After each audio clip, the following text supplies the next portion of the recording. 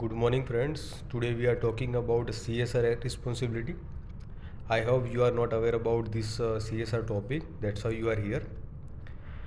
If you are doing MBA, then this subject and this question must be in your exam in MBA, BBA, BCom exam. If you are in the business, the CSR activity must you know about the what is the rules and regulation. Today we are learn about CSR. तो CSR होता क्या है, क्यों CSR mandatory है? तो section 135 company act, यानी कोई भी कंपनी रजिस्टर होती है तो उसको कंपनी एक्ट के अंदर जो भी रूल्स एंड रेगुलेशन है उसको फॉलो करना पड़ता है। तो कंपनी एक्ट नंबर 2013 है, उसके सेक्शन 135 के अंदर CSR एक्टिविटी मैंडेटरी की है। तो उसमें जो भी है उसको फुलफिल करना है और उसको इफेक्टिव डेट दिया 1 अप्रैल, यानी नए फाइनेंशियल ईयर 2014 से इसको इफेक्टिव किया गया है। अभी किन किन लोगों को CSR एक्टिविटी करना है उसका भी तो डिस्क्रिप्शन होना चाहिए एक्ट के अंदर। तो एक्ट के अंदर ऐसा बोला गया है, और कोई कंपनी है, उसकी सब्सिडरी कंपनी है, जॉइंट वेंचर है, सारी मिला के जो मेन कंपनी है उसकी नेट वर्थ 500 करोड़ या उससे ज़्यादा है।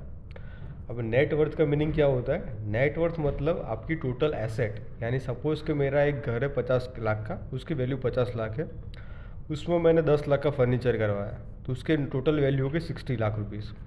पर मैंने उस घर के लिए 25 लाख का कर्जा लिया हुआ है, तो मेरी नेटवर्थ कितनी हुई? 60 माइनस 25 इज इक्वल 35 लाख्स। तो मेरी नेटवर्थ उस घर की 35 लाख रुपीज़ है। तो ऐसे ही आपको फैक्ट्री चला रहे, उसका नेटवर्थ यानी टोटल आपकी एसेट है माइनस लाइबिलिटीज़, उसको माइनस करने के बाद आपकी टोटल नेटवर्थ 500 करोड़ या उससे ज़्यादा है, तो आपको CSR एक्टिविटी करना पड़ेगा। सेकंड प्रोविज़न क्या है? अगर आपका टर्नओवर 1000 करोड़ से ज़्यादा है। और टर्नओवर किसको बोलते हैं? सपोज़ कि मैं एक टीवी बनाने की कंपनी है मेरी, तो मुझे टीवी 25,000 रुपये मेरी कंपनी में बनता है और मैं टीवी जो डिस्ट्रीब्यूटर है उसको 30,000 रुपये का बेचता हूँ। तो 30,000 रुपये के मैंने 10 टीवी बेचे, यानी 3 लाख रुपये हुए, तो 3 लाख रुपीज़ मेरा टर्नओवर हो गया। उसके ऐसे प्रॉफिट वगैरह कुछ बाइफिकेशन नहीं है, मैं जितने रुपीज़ का बिल बना रहा हूँ वो टोटल बिल का समेसन उसको टर्नओवर बोलते हैं। तो अगर मेरी कंपनी का टर्नओवर 1000 करोड़ है या उससे ज़्यादा है एक फाइनेंशियल ईयर के अंदर, तो मुझे CSR एक्टिविटी करना है। तीसरी चीज़ है नेट प्रॉफिट आपका 5 करोड़ या उससे ज़्यादा है। नेट प्रॉफिट मतलब क्या है? आपने जो अर्न किया है उसके अंदर आपके लाइबिलिटीज़, डेप्रिसिएशन, कॉस्ट जो भी है वो माइनस करने के बाद आपके पास नेट कितना पैसा बच रहा है।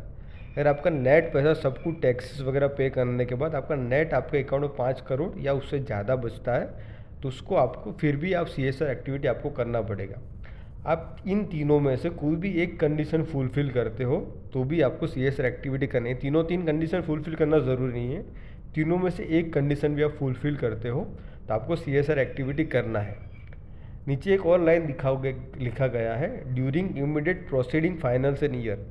और प्रोसीडिंग फाइनेंशियल ईयर का मतलब होता है ठीक लास्ट वित्तीय वर्ष, मतलब सपोज कभी फाइनेंशियल ईयर 2023-24 चल रहा है तो ये डेटा आपको 22-23 का देखना है। अभी जो फाइनेंशियल ईयर चल रहा है उसके लास्ट ईयर का आपको डेटा चेक करना है, और वो लास्ट ईयर का डेटा में से इनमें से कोई भी एक कंडीशन फुलफिल होता है तो आपको CSR एक्टिविटी करना है।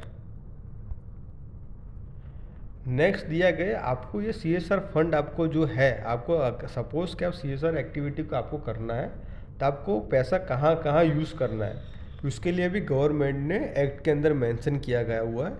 अभी यहाँ पे टोटल 11 चीज़ें हैं, तो अब सारी चीज़ आप याद करोगे, अभी पढ़ोगे तो एग्ज़ाम टाइम भी वो चीज़ भूल जाओगे, या फ्यूचर में भी आपको ये चीज़ याद नहीं रहेगी कि कौन कौन सी चीज़ें थी।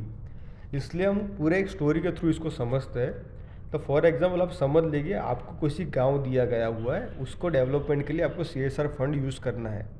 तो गांव का डेवलपमेंट मतलब रूरल डेवलपमेंट, तो आपको वो रूरल डेवलपमेंट के अंदर आप उसको फंड यूज़ कर सकते हो। रूरल डेवलपमेंट में क्या है, क्या वहाँ की सड़कें अच्छी बनाओ, स्ट्रीट लाइट लगाओ, उसकी जो बेसिक फैसिलिटी है नेमिंग करवाओ, वो सब रूरल डेवलपमेंट के अंदर आएगा।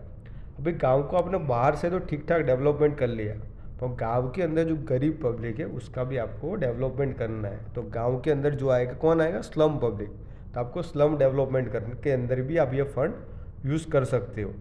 अभी जो गरीब पब्लिक रहेगी, स्लम पब्लिक, उसकी बेसिक नीड रहेगी, यानी health, hunger, malnutrition, safe drinking water and sanitization, यहाँ पे आप ध्यान रखोगे तो दो चीज़ दिखा गई है कि हंगर लिखा हुआ गया है और एक माल न्यूट्रिशन लिखा गया हुआ है। हंगर मतलब आप भूख मर रहे, यानी आपके पास खाना ही नहीं है और आपके पास भूख की वजह से आप लोग मर रहे हो, उसको हंगर बोलते हैं। और जो माल न्यूट्रिशन है उसको कुपोषण बोलते हैं हिंदी में, मतलब आपके पास खाना तो है पर उसके अंदर इतने न्यूट्रिशन नहीं है जो आपकी बॉडी को चाहिए। आपने अफ्रीका या किसी स्लम एरिया के बच्चे देखे को जो एकदम दुबले पतले होते हैं, उनकी हड्डियाँ दिखती है, वो कुपोषित है, तो उसको माल न्यूट्रिशन बोलते हैं। तब वहाँ के एरिया बच्चों का न्यूट्रिशन बढ़ाने के लिए आप क्या कर सकते हो, उसके लिए भी आपको पैसा स्पेंड कर सकते हो। अब अपने गांव भी डेवलपमेंट कर दिया, स्लम भी कर दिया, खाना पीना भी दे दिया। अब नेक्स्ट क्या करना है, अब उसको एजुकेशन देना है, उसको पढ़ा ले, यानी गांव में कोई सरकारी स्कूल है उसको रीडेवलपमेंट करो, या जूनियर केजी ऐसा कुछ स्कूल बनाओ जाके गांव के बच्चे उसको पढ़ सके। सेकंड इसके अंदर मेंशन किया गया डिफरेंटली एबल्ड पर्सन, मतलब जो हैंडीकैप होते हैं उसका व्हील चेयर दो, उसका पैक लगा, प्लास्टिक का पग लगा दो, या उसका कोई छोटा मोटा ऑपरेशन कराओ। वो सारी चीज़ के अंदर भी आप CSR फंड यूज़ कर सकते हो। और तीसरा ही इस चीज़ के अंदर है लाइवलीहुड। लाइवलीहुड को हिंदी में बोलते हैं आजीविका, यानी उसको स्किल डेवलपमेंट करो ताकि वो फ्यूचर में उस स्किल के यूज़ करके उसका गुजरान चला सके। यानी उसको ITI के लिए एडमिशन दे दो, उसको कारपेंट्री सिखाओ, प्लम्बिंग का काम सिखाओ, ऐसी कोई छोटी मोटी एक्टिविटी इंस्टीट्यूशन में भी आप फंड CSR का यूज़ कर सकते हो। इतने सारे करने के बाद अभी आप क्या कर सकते हो, तो उसी गांव में किसके उसके गांव का कोई कल्चर होगा, हेरिटेज आर्ट होगा, वहाँ पे आप टूरिज्म डेवलप करवा सकते हो। उसकी जो आर्ट है उसको E-कॉमर्स में ले जाने के लिए उनको सपोर्ट कर सकते हो। वहाँ पे वो मेला लगता है, वहाँ पे उनके आर्ट को तुम प्रमोट कर सकते हो, उसके लिए भी जो फंड है आप उसको यूज़ कर सकते हो। अब इतना सारा होने के बाद गांव तो एकदम ठीक ठाक हो गया। तो गांव में जो बच्चे हैं जो स्पोर्ट्स खेलते हैं अच्छा, उसको ओलंपिक के लिए या स्टेट लेवल या नेशनल लेवल के लिए आप उसको प्रमोट करो, उसको ट्रेनिंग दिलवाओ। वो सारी चीज़ के भी अंदर आप फंड यूज़ कर सकते हो। जैसे आपने कभी सुना होगा रिलायंस या टाटा, जो ऐसे गांव के जो बच्चे हो जो अच्छे खेलते हैं उसको ओलंपिक के लिए उसको स्पॉन्सरशिप देता है और ट्रेनिंग देता है, वो सारा खर्चा टाटा फाउंडेशन उठाता है। अब ये सारा चीज़ तो कर लिया मैंने 5 चीज़, अब और क्या गांव में के अंदर कर सकते हैं। तो नेक्स्ट है जेंडर इक्वालिटी, मतलब स्त्री और पुरुष को समान हक मिलना चाहिए, उसका वेतन समान है, उसके लिए अवेयरनेस के लिए आप क्या क्या कर सकते हो, उसके लिए आप फंड यूज़ कर सकते हो। वुमेन एम्पावरमेंट, यानी लड़कियों को इतना सशक्त बनाओ को अपने रक्षण खुद कर सके, उनको बाहर जाना तो सेफ्टी कल्चर प्रोवाइड कर सको, उसको ट्रेनिंग दे सकते हो, सिलाई मशीन दे सकते हो ताकि वो खुद की आजीविका खुद ही कर सके। सेकंड थिंग है ओल्ड एज होम, यानी जो वृद्धाश्रम है वो आप बना सकते हो। एंड रिड्यूसिंग इन इक्वालिटी, ऊपर दिया गया है जेंडर इक्वालिटी और नीचे दिया गया है रिड्यूसिंग इन इक्वालिटी। जेंडर इक्वालिटी का मतलब स्त्री पुरुष के बीच में इक्वालिटी लाना, और रिड्यूसिंग इन इक्वालिटी मतलब दो जातियों के बीच में जो असमानता है उसको का जो फ़र्क है उसको कैसे आप मिनिमाइज़ कर सको, उसके लिए भी आप फंड यूज़ कर सकते हो। उसके बाद ये सब करने के बाद अब उसका एनवायरनमेंट, आज वहाँ पे कोई एनिमल वेलफेयर है, कोई जियो सफारी, उसके लिए आप फंडिंग प्रोवाइड कर सकते हो। ये सब करेंगे, इतना सारा ह्यूमन को मिल जाए, गांव अच्छा बन जाए, खाना पीना हो जाएगा, एजुकेशन हो जाएगा, तो ये पूरे आसपास के एरिया गंदा करेंगे। इसके लिए आप उसका फंड स्वच्छ भारत के अंदर भी यूज़ कर सकते हो। उसके बाद है गंगा सफाई फंड, और आपको कहीं पर भी फंड यूटिलाइज नहीं कर सकते तो आप prime minister national relief fund के अंदर भी आप पैसा दे सकते हो। तो ये पूरा एक स्टोरी की तरह आप याद रखोगे तो पूरा आपको एग्जाम टाइम में भी याद रहेगा, और फ्यूचर में स्टोरी होगी तो आप इजीली सारी चीज़ कन्विंस और पूरा याद रख पाओगे। नेक्स्ट है उसके बाद, अगर CSR मुझे करना है तो मुझे उसका फंड क्या कितना यूटिलाइज़ करना है। सपोज़ कि मैं हमारा 3 क्राइटेरिया है, उसके अंदर मैं फॉल तो कर रहा हूँ मेरी कंपनी पर, मुझे कितना पैसा वहाँ CSR फंड में देना है वो भी तो डिस्क्राइब होना चाहिए। अगर कोई 200 रुपया दे के CSR करेगा, कोई 2 करोड़ दे के करेगा, वो 10 करोड़ दे के करेगा, तो कितना मिनिमम आपको पैसा स्पेंड करना है CSR एक्टिविटी के अंदर, वो भी एक्ट के अंदर मेंशन किया गया है। और उस पैसे को कैसे स्टैंडर्डाइज फॉर्म में आपको फॉर्मलाइज करके आपको यूज़ करना है, वो भी एक्ट के अंदर मेंशन किया गया हुआ है। तो एक्ट में ऐसा लिखा गया है 3 और उससे ज़्यादा डायरेक्टर आपकी कंपनी के हैं CSR कमेटी के अंदर, तो एक आपको इंडिपेंडेंट डायरेक्टर लाना है। मतलब वो एक इंडिपेंडेंट डायरेक्टर जो भी रहेगा वो आपकी कंपनी का नहीं रहेगा, किसी दूसरी कंपनी का, किसी NGO का या गवर्नमेंट का, वो किसी एक पर्सन को आपको उस कमेटी का डायरेक्टर बनाना है। सेकंड थिंग किया गया, अगर वो कमेटी आपने फॉर्मलाइज कर दी 3 और +3+1 डायरेक्टर की, फिर वो डायरेक्टर मिलके एनालाइज करेंगे कि हमको हमारा जो CSR फंड है वो कौन सी एक्टिविटी के अंदर स्पेंड करना है। तो आइडेंटिफाई द CSR एक्टिविटी, आपने एक्टिविटी आइडेंटिफाई कर लिया। उसके बाद करना है असाइन द बजट, यानी सपोज कि मेरे पास 100 करोड़ रुपया है CSR बजट के अंदर, मैंने एक्टिविटी 4 आइडेंटिफाई कि मैं इस 4 एक्टिविटी के अंदर पैसा स्पेंड करूँगा। तो आपको चारों एक्टिविटी को बजट असाइन भी करना है। सपोज ये चारों के लिए मैंने 25-25 करोड़ असाइन कर दिया। उसके बाद मॉनिटरिंग द प्रोग्रेस, यानी मैंने जिस एक्टिविटी के अंदर पैसा डाला है 25 करोड़ और जो मैंने रोड में प्लान बनाया है उसके अंतर्गत प्रॉपर फंड यूटिलाइज हो रहा है कि नहीं, यह पूरा साइकिल क्लोज लूप में चलता है। या उसका मॉनिटरिंग होता है, उसमें जो एरर है तो वो कमेटी फिर से रिव्यू करती है और फिर ये साइकिल मस्ट गो ऑन। और नीचे जो 3 चीज़ें दी गई वो फंड कितना यूटिलाइज करना है उसके बारे में मेंशन किया गया है। उसमें लिखा है minimum spend of 2% of last 3 immediate proceeding financial year, यानी सपोज कि आपका जो 3 क्राइटेरिया के अंदर आप फॉल होते हो तो आपका नेट प्रॉफिट, फिर से याद रखना नेट प्रॉफिट का आपका 2% आपको CSR एक्टिविटी के अंदर यूज़ करना है, वो भी 3 इमीडिएट फाइनेंशियल ईयर का। वो कैसे कैलकुलेट होता है, सपोज कि मैं 2021 के अंदर मैंने 50 करोड़ प्रॉफिट किया, 21-22 के अंदर मैंने 100 करोड़ किया और 22-23 के अंदर मैंने 150 करोड़ किया। तो तीनों ईयर का एवरेज निकालना है, यानी तीनों ईयर का एवरेज आएगा 150 करोड़ रुपया। तो 150 करोड़ का 2% मुझे एक नेक्स्ट फाइनेंशियल ईयर के अंदर CSR एक्टिविटी में देना है। उसके बाद और एक चीज़ CSR एक्टिविटी के लॉ में मेंशन किया गया है कि provide the preference to the local area around where the company is operating, यानी जिस स्टेट में जिस सिटी के अंदर आपकी ये कंपनी ऑपरेट होती है तो आपका जो CSR एक्टिविटी का फंड है वो नियर बाय में ही यूज़ हो तो ज़्यादा अच्छा है। आप किसी और स्टेट में दे सकते हो पर उसको फर्स्ट प्रेफरेंस अगर आसपास के एरिया में वो फंड ज़रूर यूज़ करने की ज़रूरत है तो आप वहीं पे यूज़ कीजिए। नेक्स्ट है if company spend excess fund, for example आपको CSR फंड में 5 करोड़ रुपया यूज़ करना था एज पर आपका जो 2% होता था उसके अकॉर्डिंग, पर आपने 7 करोड़ फंड यूज़ कर लिया है। तो आपने जो एक्सेस 2 करोड़ फंड यूटिलाइज किया है वो नेक्स्ट फाइनेंशियल ईयर का जो CSR बजट रहेगा उसके अंदर आप सेट ऑफ कर सकते हो। नेक्स्ट है अगर आपको फंड 5 करोड़ आपको CSR बजट में यूज़ करना था पर आप फंड यूटिलाइज नहीं कर पाए तो उस फंड का आपको क्या करना है वो भी एक्ट के अंदर मेंशन किया गया है। तो एक्ट के अंदर लिखा है सपोज कि आपने फंड यूटिलाइज नहीं किया, आपको फाइनेंशियल ईयर ख़त्म कब होता है 31 मार्च को।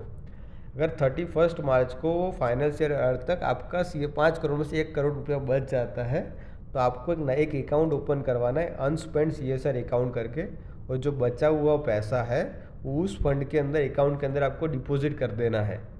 और जो भी आपने पैसा डिपॉजिट किया हुआ है वो आपको 3 साल के अंदर यूटिलाइज कर देना है। आपको एडिशनल 3 साल मिलता है जो अनयूज CSR फंड है उसको यूटिलाइज करने के लिए। और उसके अंदर और एक चीज़ मेंशन किया गया है any on going project unspent amount is not consider. Suppose कि मैंने एक स्कूल बनाने के लिए 5 करोड़ रुपया दिया हुआ है, 5 करोड़ का प्रोजेक्ट है स्कूल बनाने के लिए, पर स्कूल का अभी काम 70% ही कंप्लीट हुआ है तो मैंने 4 करोड़ ही उसको दिया, 1 करोड़ मेरे अपने पास ही रखा हुआ है। तो स्कूल के लिए मैंने 5 करोड़ फंड असाइन किया था, 4 करोड़ मैंने कॉन्ट्रैक्टर को दे दिए, 1 करोड़ मेरे पास ही पड़ा है। पर जैसे ही स्कूल का काम खत्म होगा तो मुझे वो करोड़ कॉन्ट्रैक्टर को देना ही है, तो वो जो 1 करोड़ है उसको अनस्पेंड में नहीं कंसिडर किया गया। ऐसा ही फंड कंसिडर किया जाएगा जो कहीं पे भी एलोकेटेड ही नहीं है, तो वो फंड को ही अनस्पेंड फंड बोलेंगे। नेक्स्ट क्या दिएगा unspent amount transfer within 30 days from the end of the financial year, यानी 31 मार्च को जो भी अनस्पेंड अमाउंट है वो 1 महीने के अंदर ही वो अनस्पेंड अकाउंट के अंदर आपको ट्रांसफ़र कर देना है। नेक्स्ट लिखा गया अगर आप 30 दिन के अंदर ट्रांसफ़र नहीं करते हैं तो जितना भी बैलेंस अमाउंट आपको ट्रांसफ़र करना था उसका double amount as a penalty आपको अनस्पेंड अकाउंट के अंदर डालना पड़ेगा। यानी गवर्नमेंट बहुत ही ज़्यादा स्ट्रिक्ट है CSR एक्टिविटी के बजट के अंदर। नेक्स्ट क्या लिखा गया है if company unspent amount after the preceding limit the company need to pay double amount और 1 CR। उसके अंदर एक और चीज़ मेंशन किया गया है कंपनी को डबल अमाउंट पे करना है आइदर 1 करोड़, दोनों में से जो मिनिमम रहेगा वो आपको CSR अनस्पेंड अकाउंट के अंदर डालना है।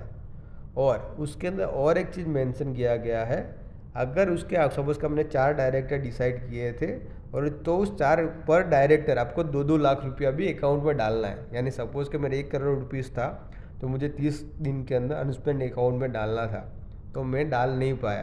तो 1 करोड़ प्लस पेनल्टी का 1 करोड़, यानी टोटल 2 करोड़ डालना है, प्लस 4 डायरेक्टर थे तो पर डायरेक्टर 2-2 लाख, यानी 8 लाख मुझे और डालना है उस अकाउंट के अंदर एज अ पेनल्टी। तो गवर्नमेंट सीएसआर के अंदर बहुत ही ज़्यादा स्ट्रिक्ट है। इसी वजह से सारी एमएनसीज कंपनी वॉलेंट्री फटाफट उसका बजट यूटिलाइज करती है और गांव वगैरह हेल्थ केयर में वो फंड यूटिलाइज करती है। ये जो डेटा है मैंने गवर्नमेंट की वेबसाइट www.csr.gov.in, जो गवर्नमेंट का ऑफिशियल वेबसाइट है, जो भी एक्ट वगैरह है वो इसके अंदर मेंशन किया जाता है। तो यहाँ पे लास्ट 8 साल का सीएसआर फंड है, टोटल 39 स्टेट और यूनियन टेरिटरी में कितना कितना फंड यूटिलाइज हुआ था उसका मैंने डेटा लिया हुआ है और एवरेज आउट करके टोटल में डाला हुआ है। तो इंडिया में जितना भी सीएसआर होता है उसका 25% फंड खाली महाराष्ट्र में यूज़ होता है। सेकंड नंबर पे कर्नाटक है, थर्ड पे गुजरात है, फोर्थ पे तमिलनाडु है। मतलब मैक्सिमम सीएसआर महाराष्ट्र और उसके आसपास के रीजन के अंदर ही फंड एलोकेट होता है। और लास्ट 8 साल के अंदर 23,947 करोड़ रुपीस महाराष्ट्र के अंदर एज सीएसआर फंड में यूटिलाइज हुए हैं। Thank you very much. आपको इससे कुछ भी बहुत ज़्यादा नॉलेज या कुछ सीखने मिला होगा। आप मेरा चैनल सब्सक्राइब कीजिए, लाइक कीजिए अगर आपको मेरा वीडियो अच्छा लगे, और आप किसी टॉपिक के बारे में वीडियो चाहते हैं तो वो भी कमेंट सेक्शन में ज़रूर लिखिए। Thank you very much.